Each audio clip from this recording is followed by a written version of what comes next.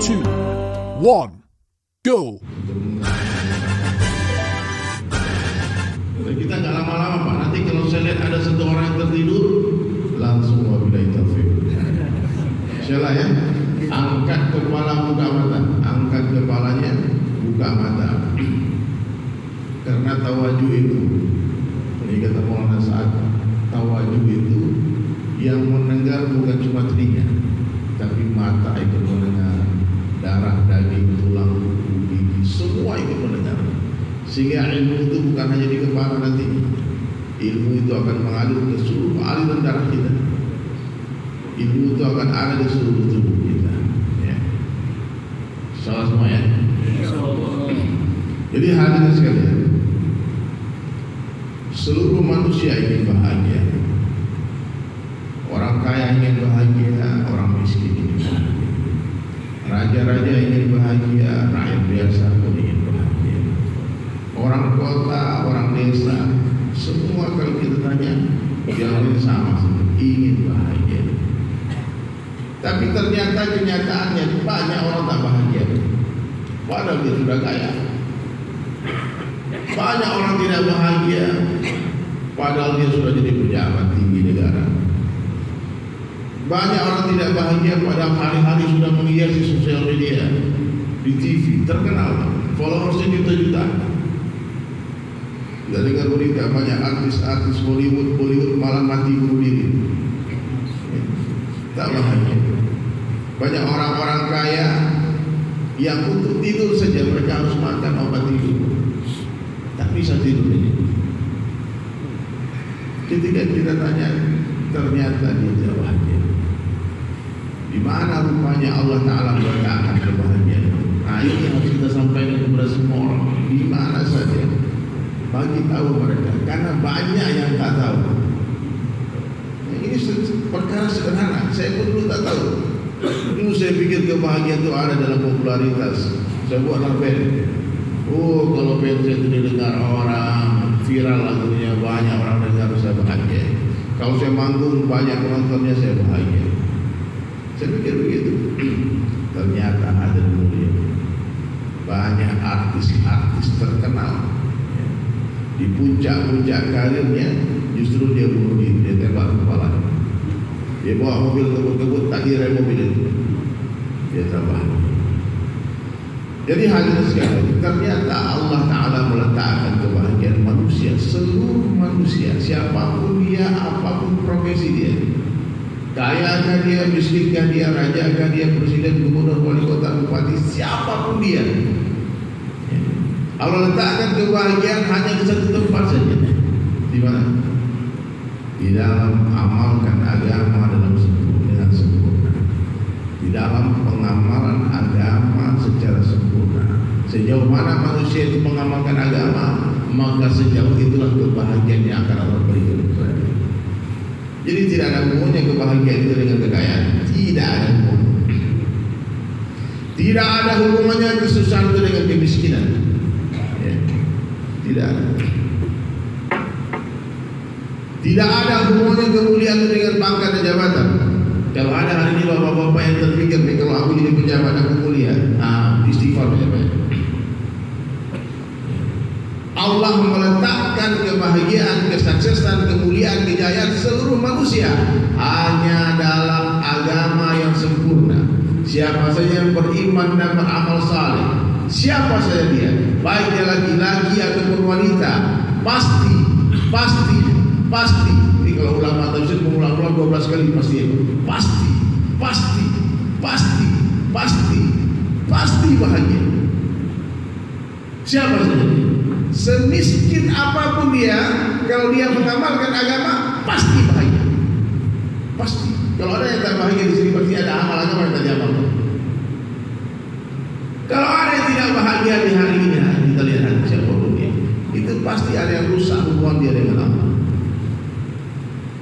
Jadi kalau tak bahagia bukan rumah diperbesar, kalau tak bahagia bukan mobil yang diperbagus, kalau tak bahagia bukan pangkat yang dipertinggikan, yang tinggi-tinggi bukan popularitas yang ditambah, bukan. Kau tak bahagia, perbaiki hubungan dengan Allah. Perbaiki hubungan dengan Allah. Ini ketetapan Allah dari zaman dulu, hari ini sampai hari kiamat tidak berubah. Siapa saja yang mengamalkan agama secara sempurna, maka Allah akan berikan kebahagiaan secara sempurna. Orang yang amalkan agama sedikit, Allah berikan kebahagiaan sedikit. Orang amalkan agama setengah-setengah, Allah berikan kebahagiaan yang setengah-setengah. Itu banyak orang tak amal agama dia bahagia. This is not happiness. Itu bukan kebahagiaan, Pak. Itu kehampaan, emptiness. Karena hakikat kebahagiaan itu bisa dirasakan di saat-saat terburuk dalam kehidupan. Kalau lagi banyak duit, Pak, bahagia senang hati, itu bukan kebahagiaan. Semua orang juga bisa begitu. Tapi di saat tidak punya uang, ya, di saat tercemarnya nama baik, Pak, difitnah orang, Pak, masih bahagia, itulah orang beriman. Difitnah orang, dia senyum, dia katakan terima kasih ya Allah, Engkau telah beri aku pahala tanpa bersusah payah. Orang beriman difitnah orang, dia senang. Orang beriman digibah orang, dia santai saja. Tak terkesan dengan suasana dan keadaan. Kebahagiaan yang hakiki, kebahagiaan yang tidak terkesan oleh suasana dan keadaan. Bahkan kebahagiaan orang-orang beriman itu, mereka rasakan di saat-saat terburuk, di saat-saat paling berbahaya dalam kehidupannya. Nabi Ibrahim alaihissalam ditanya sama satu orang, kapan saat paling bahagia dalam hidupmu, wahai Ibrahim? Apa dia katanya? Ketika aku dibakar. Wahai Bilal, kapan saat paling bahagia dalam hidupmu, wahai Bilal? Apa jawab Bilal? Ketika aku disiksa di tengah padang pasir, letakkan batu besar di atas dadanya, dicabut di siang hari, dijemur di padang pasir, tapi Sayyidina Bilal merasakan kenikmatan yang luar biasa. Nah, itu kebahagiaan. Nabi Yusuf alaihissalam ketika di penjara bagi orang beriman serasa taman surga. Itu bahagia. Kata-kata Maulana Ilyas, kebahagiaan itu ketika satu orang sudah bisa tidur nyenyak di atas tumpukan jerami. Ini sudah kamar ber-AC, spring bed tebal, karpetnya 1 meter 10 juta. Ada karpet yang mahal nih, ini mungkin 1 juta semeter. Bagus karpet. Kita juga enak sujud di sini, bahaya. Masih komplain juga gimana sudah sini, tak bahagia. Jadi hadirin dirahmati Allah Subhanahu wa taala, kita tetapkan Allah sebagaimana Allah telah menetapkan rasa gula itu manis. Orang kaya makan gula, katakan apa? Manis. Orang miskin makan gula, katakan gula itu manis. Kita beri gula kepada presiden, tanya Pak Presiden apa rasa gula? Manis. Kasih gubernur, Pak Gubernur bagaimana rasa gula? Manis. Berikan Pak Bupati, Pak Bupati ini gimana rasa gula? Manis. Kasih Pak Camat, kasih rame-rame berjamaah, jamaah bagaimana rasa gula? Manis. Sendirian matikan lampu malam hari makan gula, apa rasa gula? Manis. Itu ketetapan Allah. Begitu juga dengan amal agama. Orang kaya amalkan agama pasti bahagia. Orang miskin amalkan agama pasti bahagia. Presiden amalkan agama pasti bahagia, pasti mulia. Gubernur amalkan agama pasti mulia. Bupati amalkan agama pasti mulia, pasti bahagia, pasti berjaya, pasti sukses. Berjamaah amalkan agama pasti bahagia. Sendirian amalkan agama pasti bahagia. Tidak bisa diganggu-gugat. Seperti Allah meletakkan kebahagiaan ikan hanya di dalam air. Bapak pernah melihat ikan bahagia di luar air? Coba sekali datang ke pantai pasar ikan, lihat ikan di pasar, terbelah matanya, bulu dia buka. Tapi kalau ikan di dalam air, meskipun airnya keruh, selama di dalam air, maka ikan tadi pasti bahagia. Meskipun ombaknya besar, kalau itu masih di dalam air, maka ikan pasti bahagia. Meskipun badai yang datang dalam kehidupan orang beriman begitu besar, bahkan semakin besar ombak itu Pak. Bagi seorang peselancar profesional, saya tinggal di Bali Pak, hari-hari saya lihat orang windsurfing. Itu syarat pada itu dia pergi ke Hawaii mencari ombak besar, pergi ke Mentawai ke Nias mencari ombak besar. Kalau kita tanya bagaimana rasanya berselancar di ombak besar, dikatakan the best. Itulah kenikmatan yang dahsyat. Semakin besar ombak, tapi jangan terlalu besar juga, diburu-burunya sama ombak. Tapi peselancar profesional luar biasa. Tapi kalau tidak profesional, tak ada ombak pun tenggelam dia. Ya. Betul nggak? Nggak ada masalah pun dia bahan, susah juga. Duitnya banyak susah. Apakah hadir dirahmati Allah Taala?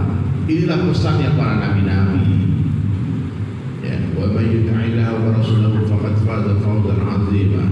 Siapa yang mentaati Allah dan Rasulnya, maka itulah kesuksesan yang besar. Nah, jadi hari ini hadirin mulia, kalau untuk bahagia nggak usah kemana-mana, nggak usah pergi berbelit-belit. Hari ini orang berpikir, kalau aku kerja siang malam, aku berdagang siang malam, kumpulkan uang banyak-banyak. Ini kata pedagang. Setelah aku kumpulkan uang banyak-banyak, aku bikin rumah besar, aku beli mobil mewah, ya, bawa bahagia. Ya Pak, dia kumpulkan duit Pak, kerja siang malam. Padahal bekerja pun belum tentu ada jaminan rezeki kan? Tidak ada jaminan Allah yang bekerja lah kamu terus aku beri kamu uang, nggak ada. Tapi orang yakin bekerja berdagang siang malam hutang, kemudian ditipu orang masuk penjara, keluar penjara berdagang lagi Pak, nggak kapok. Itu pedagang yakin, pedagang dengan kesuksesan itu di perdagangannya dia. Setelah dapatlah duit, dapat duit beli rumah mewah. Setelah rumah itu jadi hadirin sekalian, besar rumahnya, akhirnya istrinya pun pusing dengan rumah itu. Sepanjang hari sibuk membersihkan rumah, sampai tak ada waktu membersihkan hati istri. Istri sibuk menyapu, mengapel rumah, memperbaiki rumah, bahkan sampai tak ada waktu membersihkan dirinya, tak ada waktu. Dan banyak orang kaya pulang ke rumah Pak, dia bingung mana istri, mana pembantu sama baunya. Gak ada rumah terlalu besar. Jadi Bapak kalau bikin rumah istri besar-besar, Pak bikinkan, siap kalau pembantu yang banyak, sehingga istri tetap jadi ratu. Saling kita. Padahal Nabi ajarkan rumah itu sederhana saja. Rumah Nabi pas sebesar 3 kuburan saja. Tapi Nabi katakan rumahku surga, baiti jannati. Itu rumah kita besarnya, kalau bikin lantai 3, lantai 4, bikin lantai besar saja. Bahkan seminggu nggak pernah ketemu istri. Rumah terlalu besar. Dia naik, istri turun di tangga sana. Betul Pak. Maka banyak orang kaya itu gila, stres dia, tak bahagia. Benar. Rumah itu semakin mewah masalahnya. Dia pikir dia bahagia punya rumah mewah, rumah besar, ternyata tak bahagia. Mobil itu pas semakin mewah, semakin susah. Antum pikir enak nih mobil mewah. Pernah naik mobil Lamborghini kan? Itu sempit, masa itu gak nyaman kalau mobil. Ferrari itu harganya miliaran. Nah, ada polisi tidur Pak, panik orang. Itu mobil rendah banget. Berbahagia. Nah, cuma naik mobil biasa ya Pak, antap, naik mobil santai. Mobil itu kalau sederhana Pak, ditelepon sama jamaah, Bang, ada jamaah datang airport, ambil tuh mobil di rumah pakai itu. Dia masuk lagi. Kalau mobil sederhana, gitu kan. Tapi kalau udah memang mobil dikit, oh tak lepas kunci semua orang. Biar apa yang jemput katanya. Akhirnya selama ini nggak sibuk dia jadi perkara mobil mewah. Betul Pak, teman saya Pak beli mobil mewah. Kita putar-putar nyari parkiran. Kemana nih Pak? Ini bahaya nih di Jakarta ini kalau parkir sembarang hilang spion. Spion 15 juta. Mestinya mobil mewah itu membahagiakan, tapi malah menyusahkan. Dia tak bahagia. Dan rata-rata Pak pengusaha pedagang itu kalau dia berdagang terus itu kayanya pas sudah tua. Udah mulai tua-tua dikit, 60 tahun, 50 tahun baru kaya nih. Baru banyak duit. Tapi pas banyak duit, pinggang udah sakit, rematik udah datang, gak bisa lagi nikmati rumah. Inilah dunia. Fata morgana. Dunia ini ternyata hanya indah sebelum dimiliki saja. Dunia Dunia ini Pak, tipu-tipu. Dunia tipu-tipu. Tipu. Kita pikir bahagia dan memiliki aku. Setelah dimiliki dia susah. Obat hati ada 5